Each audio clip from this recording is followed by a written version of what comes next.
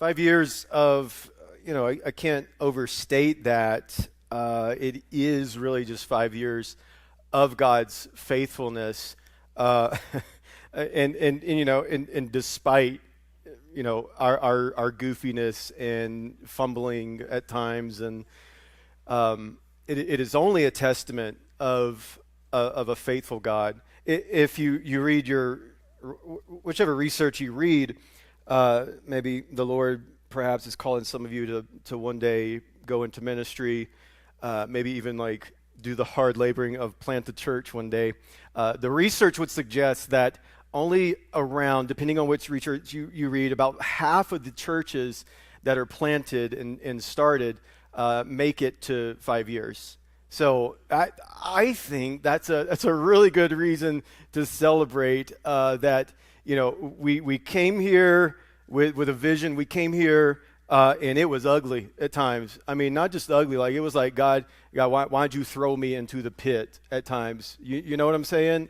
And yet through all that, and through like the kicking and screaming too, because like it wasn't like, oh, I enjoy this suffering that I'm incurring upon myself. No, it was God, look what you have done. Like, how have you done this? Why did you do this to us? And yet despite all of that, God has shown himself indeed rather to be quite remarkably faithful. Matthew chapter 7, I've got like a lot of country things that's going on in my voice today. If y'all didn't notice that, I was like, man, the South is still in me. Matthew chapter 7, we're going to pick it up in verse 21. This is a very sobering, haunting, yet beautiful and clarifying word that the Lord Jesus gives. He is done with his Sermon on the Mount with these words and just kind of leaves us. He leaves us with like, you better make your choice. That's where he leaves you with this passage in chapter 7, verse 21. So here it is, and I'll just go through this, and then we've got a baptism to do, and then we'll be on our way out. Yeah, what a way to celebrate 5 years, right? Listen to Jesus' words. Not everyone who says to me, Lord, Lord, will enter the kingdom of heaven, but the one who does the will of my Father who is in heaven. And on that day, many will say to me, Lord, Lord, did we not prophesy in your name and cast out demons in your name and do mighty works in your name? And then I will declare to them, I never knew you. Depart from me, you workers of lawlessness. Listen, he's going to conclude it right here. Everyone then who hears these words of mine and does them will be like a wise man who built his house on a rock. And the rain fell, and the floods came, and the winds blew and beat on that house. But it did not fall, because it had been founded on the rock. And everyone who hears these words of mine and does not do them, he's going to be like a foolish man who built his house on the sand. And the rain fell, and the floods came, and the winds blew and beat against that house, and it fell, and great was its fall. This is the word of the Lord. Thanks be to God. Here is the tension that I want us to consider this morning. It is possible for some of us to come in this room. It's possible for us to raise my hand. It's possible for me to go to a Bible study. It's possible for me to serve in a ministry and declare with my mouth one thing, yet my heart be so far away from Jesus that I really don't even know who he is. It's possible for us to come in this room and pay lip service to someone that we think we have a good idea of, yet we don't have any kind of sense of intimate relation with. And that's the reality that Jesus presents to us in this passage. He's asking a few questions, and I'll outline them for us as we go along. The first question that I believe is being presented to us in this passage is that do we know the name of Jesus, or do we really know who Jesus is? In other words, do I know him just in name and in passing, or do I intimately know who Jesus is? The other question that we'll come to in a moment is, am I performing for Jesus, or am I simply doing things out of obedience? And then lastly, what verse 24 presents to us is that, am I just simply decorating my house for show and tell, or am I actually building my house on the rock? Look at this first one, this first haunting. As I presented this to you, this is one of those verses that are, I think, in my opinion, one of the most haunting realities that we've got to wrestle with. And this is not my words, this is the words of Jesus that he lays before his disciples' feet, not those folks outside of these walls, not the people who are just a bunch of sinners that we're like, gosh, it can't get any worse than that, right? No, Jesus is peering into his disciples, and these words are echoing across time, and the statement Jesus makes is ought to be haunting for us and cause us to just press the brakes on a few things. He says, "Not everyone who says to me, 'Lord, Lord,' will enter the kingdom of heaven." Now, if I'm completely honest with you, it used to bother, well, it kind of still bothers me. I wanted this verse, like when we read a verse, we're like, man, it really would have been nice if Jesus said this, right? It would have been nice if Jesus said, not everyone who says I'm spiritual, or maybe not everyone who says I'm a good person. But Jesus goes straight to the jugular, right to the church. That's an illustration that'll never leave your mind again. People who know the vocabulary. People who speak the Christianese language. How are you today? Oh, I'm blessed and highly favored of the Lord. People who know these things, right? Oh, God is good. There we go. Hey, some of y'all grew up in church. You know what I'm saying? You know this language. And those are the people he's talking to. He's talking to those people who have followed him closely. People who come into this room every Sunday. And he says, not all of these people who have declared with their mouth and they know my name will enter into the gate. Let me put it simply like this. It's what Jesus is saying is, like, it is possible to know Jesus' language, his vocabulary, and not to know Jesus in a relationship. It's possible to know Jesus' doctrines and know all of the, the fundamental doctrines that have I told you lately about the doctrine of substitutionary atonement. Like, that could be you coming in this room, but it's also possible in the same mouth to not even know Jesus in your heart. It's possible to know Jesus' church culture and not even know who Jesus is. Now, if you ask me if I know who Johnny Cash is, yeah, man. Yeah, of course I know. You guys know that song, I've been everywhere, man. I've been fun fact for you, because you're waiting for your Johnny Cash music history from your favorite pastor. 2 cities that he references in that, and if you were in the first service, you can't say it. Cedar City, there you go, you're ahead of me. And then there's another city that he mentions. It's not pronounced, how did you pronounce it?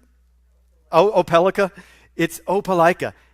I grew up 15 minutes away where Johnny Cash references Opelika, Alabama, okay? So none of y'all probably ever heard of that city before, but now you have, and you should have known because you all listen to Johnny Cash intently. Now, here's the other thing.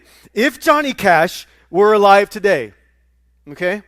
If he were alive today, and I said, you know what, today I'm going to go over to John's house because we're on a first name basis like that. You didn't know that. And I'm going to go say, I'm just going to go grab something in his fridge, and then I go to his house, and then security meets me. And they look at me, and they're like, bro, what are you doing? You can't be doing that here. You got to get out. Why would security do that? I mean, I've got a pretty decent knowledge of some Johnny Cash songs. But I really just don't know who he is, honestly.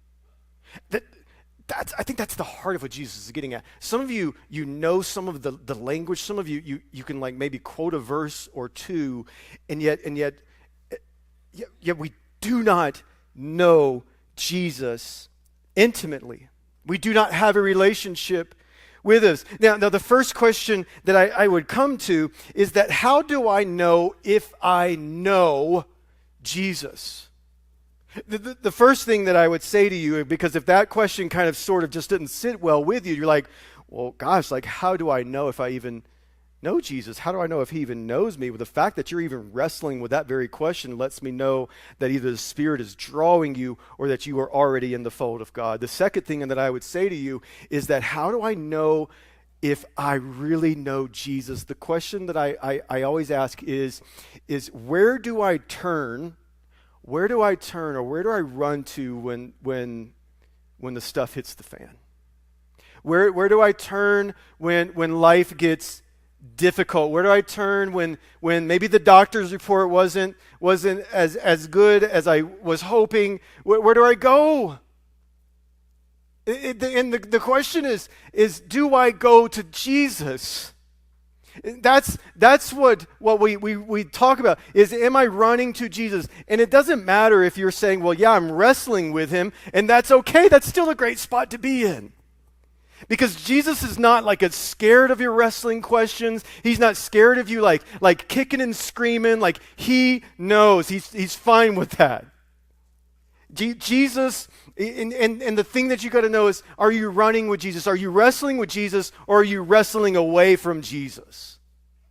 That's a good tell sign of how you know Jesus, and I could spend more time in that. But let me get to this other question here, because not only are we presented with the question of, do I just know him in name passing, but also, do I really know him? But also, here's the other thing: am I doing things out of performance or out of obedience? He says, many will say to me on that day, Lord, Lord, did not we prophesy in your name, and in your name we drive out demons, in your name perform many miracles? And then I'll just put it to him plainly, sorry, Charlie, I don't know who you are. Who's this guy? Get out. That's what Jesus is. And this is wild, isn't it? This is why this is so terrifying, because if somebody came up to me and they're like, hey, thrower, hey, listen, have you seen the videos of me casting out demons? I'm like, bro, I need to see that right now. Let's go. And if they said, have you seen the mighty works that I've done? I'm like, no, but please do tell. And that's a pretty impressive resume, isn't it? Well, I don't think so. Well, how many demons have you driven out? I mean, mighty works have you done, mister? I don't think that's a great resume. Bro, no, we're signing him up for ministry, right? That's what we're doing with this guy. And Jesus is like, despite your works that you've done, the problem is that you've been doing things for public face instead of doing this with a heart for Christ. And so there's the fundamental difference that he's given you. That if I'm serving to draw attention to myself, that if I am doing things to say, look what I've done, because that's what performance says. Performance says, look what I've done, but obedience says, look what Christ has done. Look what Christ has done, and therefore I'm going to abandon my life and follow him wholeheartedly. That's what Jesus is given to us in this passage. Now let's make it clear for just a moment that salvation is by grace through faith alone, period. That's the fundamental of the Christian faith, that what we have stood on for thousands of years is what Paul writes in Ephesians chapter 2.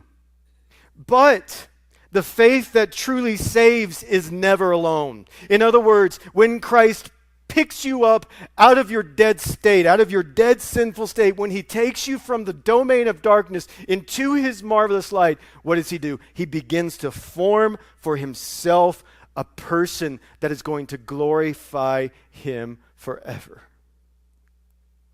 So some of us, we look at this passage and, well, I tell you, let me say it like this. If I were to say, are you into CrossFit? Now, I don't know if, I'm not going to ask you to raise your hand because I may make fun of you in my head, because they don't do pull-ups right, and it really bothers me, and I just need somebody to tell them. Shaking your body is not exercise. But if that's you, we'll talk, and I'll put you to a challenge, and I'll do more than you can. And then anyway, I'm veering off, of course, here very, very quickly. If I were to ask you, so what are you into? And you say, well, I'm into CrossFit. And I'm like, oh, when do you go? Well, I don't actually really go. I just follow it on the social. So I thought that you were into oh, well, I mean, it's a fascinating, phenomenal sport. But you don't actually do it. No, I don't actually. It looks terrifying. Oh, okay. I think that's at the core of what Jesus is getting to here. Some of us, we like some of the quotes of Jesus, some that align with my my way of life. We don't like all the other stuff. We don't like it when Jesus calls me to repentance. We don't like it when Jesus calls me out of my sin. And so we just take the little tiny things of Jesus that we actually like, and we just go at it. And that's what Jesus is talking about here. Thirdly, we got to look at this other part. Is about the house. It's about the house that you're building and the motivation behind the house that you're building. In other words, am I building a home just for show and tell, just for decoration, or am I building a house that has a firm foundation? So Jesus shifts this language that from you better be following after the true Christ to where he's wrapped up and he's concluded this Sermon on the Mount with these words. And so he says, therefore, everyone who hears these words of mine and puts them into practice is like a wise man who builds his house on rock. In this story that Jesus talks about, there are two builders, there are two houses, there are two foundations, and there is one storm. What's the same? Well, I'll tell you, both hear Jesus' words. Both hear Jesus' words. Both build a house, and both face the same storm. The only question is, then what's the difference? And the only difference is what is my foundation on? One built on a rock, and then there's another one that's built on sand. And here's the scary part, that if I were just kind of cruising along the streets of Judea, and I see these two houses, and I look at them and I'm like, well, they look great. I really actually like the way they designed this. Nice touch of paint color you got there. Really love how you designed those windows. That's a very nice touch. I love the aesthetics. And we drive by and we look at them and we say, outwardly, it looks remarkable. It is an architectural feat to behold. But there's a problem. One of them is sinking, and the other one is on a firm foundation. Notice that the foolish builder also hears Jesus' words, doesn't he? He hears the words, and boy, is this not like Jesus still drawing his disciples, going, guys, you can't just be in here just listening. You can't just be in here just like, remember, like it's got to be a heart transaction. And he's peering off 2,000 years later, and he's looking at us as a church. Like some of you come to church, you know the lyrics, you have the Bible, but the difference is not exposure. The difference is have I been obedient to Christ's call? Over the last few months, we've been going through this Sermon on the Mount, and Jesus has indeed called us out quite significantly, hasn't he? He has actually taken his finger and putting it on the pressure and the pain points of our lives. He starts out so beautifully when he's like, oh, blessed be the peacemakers, blessed be all these beautiful things. And you're like, yeah, bro, sign me up. This is awesome. And then he turns up the heat just a little bit, and he's like, well, actually, you're going to be salt and light in a culture that's probably going to hate everything you say. And then he goes on into his pain pointing with his finger on our heart. No one goes scathe-free. Oh, you've heard it said about murder. Oh, you've heard it said about this, and you've heard it said about this. And he puts the pressure on everybody's heart and says, actually, this is the heart of the matter. He deals with my generosity. He deals with all of these things that approach us in 2026. And right now, he's laying it before our feet as he has laid it before the feet of the disciples. He says, all right, now you've got a choice to make. Is this just going to be some head knowledge that you have, or is it going to be a transaction in your own heart? Is it just going to be something you say with your words, but your heart is going to be far from him? You know, I've never seen a foundation accidentally happen. I've never met a guy who said, you know what, today, I'm going to wake up and pour out a foundation. Boom, pillars. Like, look at that, it's magical. Now, you would think that some of these homes in Cedar City that are sinking, that would actually be the case, and I apologize if that's your house, but that's not what happens. How do you build a foundation? It's intentional, it's very hard work, it's laboring, and it's what Christ has called us into. It's costly, it's a slow process, but it's what's going to keep you standing when the storm comes. Jesus says, it's not if. When the storm of life comes, the question you'll be presented with is, which foundation am I going to be standing on? And you best have a good foundation, not only in Cedar City, because your house will be shaking when that wind blows. Like, I thought I knew wind from like hurricanes in the south. I didn't. It was like, boom, surprise, massive windstorm. I'm like, what is this? I didn't sign up for this. I remember one night, Miranda was gone. She had left me and with the kids, and I just thought, this is great. And all of a sudden, one of those snowstorms comes in, and it's just like my windows just start shaking. I'm like, this is it. I didn't get to say goodbye to my wife, and now I'm going to die. If my house has not been built on a firm foundation, today's going to be the test. And that's exactly what we do. Like when the storm, when trauma comes in, I promise you, if you haven't lived life long enough, and if it hasn't hit you, I'm not trying to be discouraging this morning. I'm trying to tell you it's going to come. Jesus says it will come. The question you are going to have to ask yourself is, how have I been building my life? Is it on the whims of culture? Is it on the sands of life? Or will it be on the firm foundation of Christ? And that is what we have done with this church. Slow, intentional, back-breaking, blood, sweat, tears. And at time, us shaking our fist towards the heavens, how dare you do this?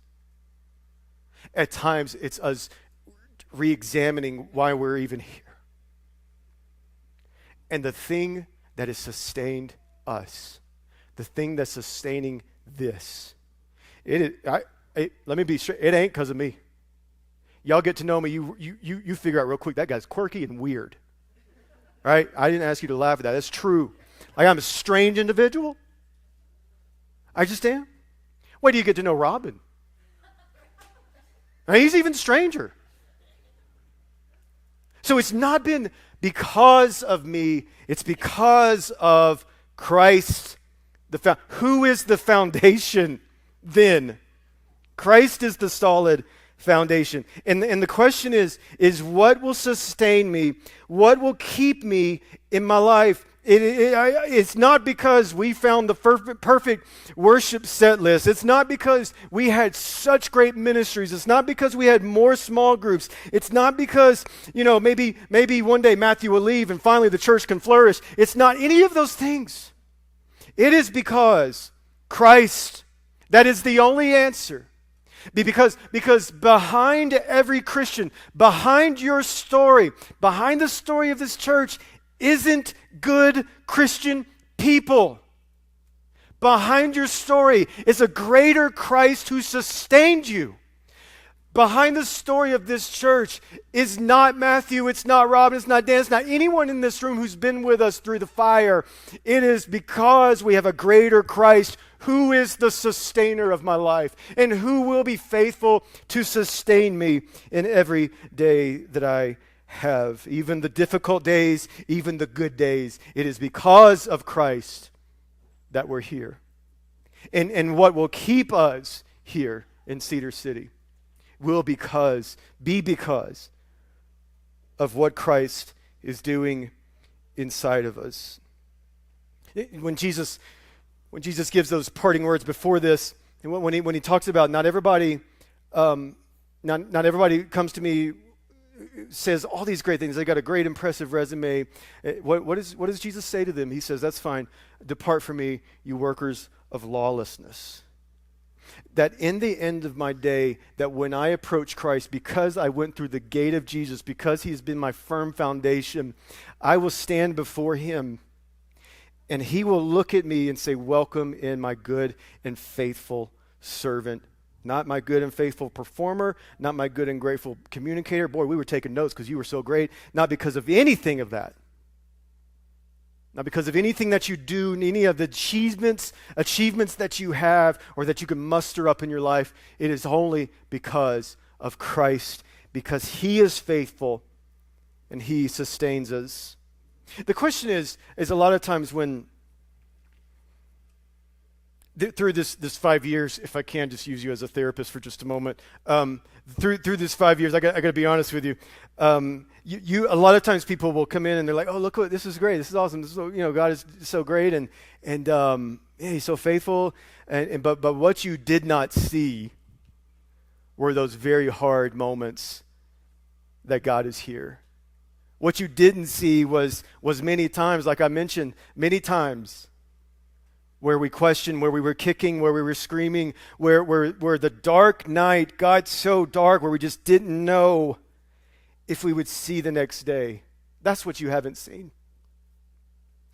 A.W. Tozer, and I've mentioned this before, and I think it's just well said, because this is how a lot of us will live our Christian life. Tozer says that it's not a matter of question of whether or not I trust the faithfulness of God in my past, because I could peer off in the distance and look in my rearview mirror and see that God has been incredibly faithful. Tozer says, actually, I don't question if he's going to be faithful in my tomorrow. Tozer says, I always have this question: is God going to be faithful for me today? And he calls this temporary, that we live in this temporary atheism. Sometimes the journey has been that very thing. Gosh, but are you going to be faithful today? And despite me lacking faith, despite me being the one kicking and screaming, despite me and my fumbles in my life, God has been the sustainer, and he has been faithful through every step, every journey, every tear, all of the sacrifice. It's because of him. Again, when you look around the room, the testimony of this church, the testimony of your life isn't about you and your being a Christian. It is about, look at the great and solid foundation that we have to put our lives on. If you hear this message, and I think it's interesting because someone can conclude to, if you walk away thinking, well, now I need to be a better spiritual construction worker. Now I need to be better at this, better at that, and do this. You don't lead yourself down that path, because that's not the gospel. The gospel is that Jesus was the only one who would perfect or perfectly fulfill the will of God. Jesus is the ultimate contractor. Jesus is the one who would take on the ultimate storm on the cross as the storm of God's wrath and judgment and his righteous judgment pours out upon him. In my sand-building place, Christ did that. That's the gospel. That's what I cling to. That's what's going to sustain this church. We don't become wise builders by gritting our teeth. We become wise builders because we are trusting in what he has already built for what he has already done. That's how we do this.